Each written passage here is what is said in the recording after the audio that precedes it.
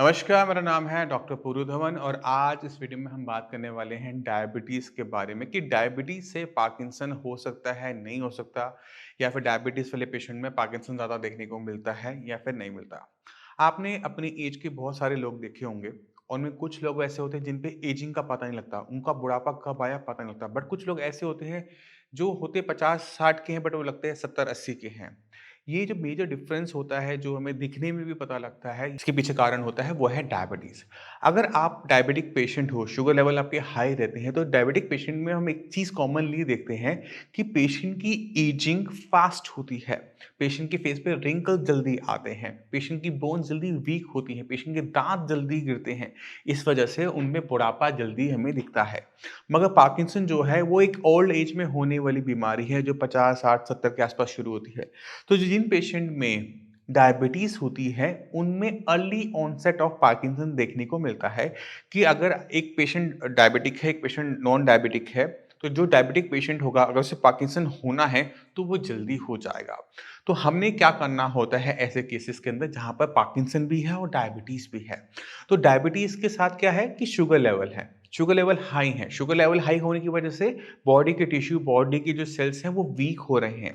तो अगर हम चाहते हैं कि हम पार्किंसन से भी बचें, तो हमें कहीं न कहीं डायबिटीज़ पर भी काम करना पड़ता है। हमें शुगर लेवल को नॉर्मल वैल्यूज़ के अंदर लेके जाना पड़ता है। इससे फ़ायदा क्या होता है कि जो सेल्स वीक होने वाले हैं, जो अभी हुए नहीं हैं, वो बच जाते हैं और बॉडी में स्ट्रेंथ बनी रहती है। इससे एज भी लंबी हो जाती है क्योंकि अब आपकी बॉडी में जो एजिंग की वजह से डेटोरेशन हो रही है, टिश्यू वीक हो रहा है, वो कम होता है या फिर वो बंद हो जाता है। और यही सबसे अच्छा तरीका होता है जिसकी हेल्प से हम एक पार्किंसन की कंडीशन को स्लो डाउन कर सकते हैं। क्योंकि एजिंग तो होनी ही होनी है। डायबिटीज़ हमारे कंट्रोल में है बट बुढ़ापा हमारे कंट्रोल में नहीं है।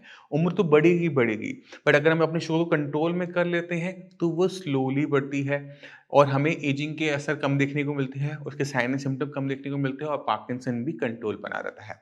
तो समझने वाली बात ये है कि आज अगर आप पार्किंसन के पेशेंट हैं, डायबिटीज़ साथ में है, तो सिर्फ़ पार्किंसन की ट्रीटमेंट के पीछे मत भागो। पार्किंसन को ठीक करने के लिए आपको अपनी शुगर को कंट्रोल में लेकर हर कीमत में आना पड़ेगा।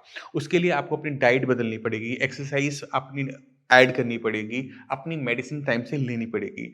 अपनी शुगर लेवल को, चाहे वो फास्टिंग हो, पीपी हो, रैंडम हो, उसको 180 से नीचे रखो।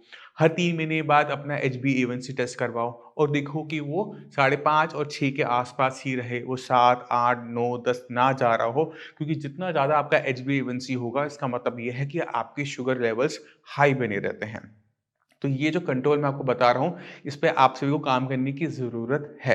पार्किंसन पेशेंट के लिए कुछ विटामिन्स वरदान की तरह होते हैं, विटामिन डी और विटामिन बी12, जिसे हम अगली वीडियो में डिस्कस करेंगे। इसी के साथ आप सभी से मैं चलने की आज्ञा चाहता हूँ, मिलते हैं अगली वीडियो में, तब तक के लिए नमस्कार।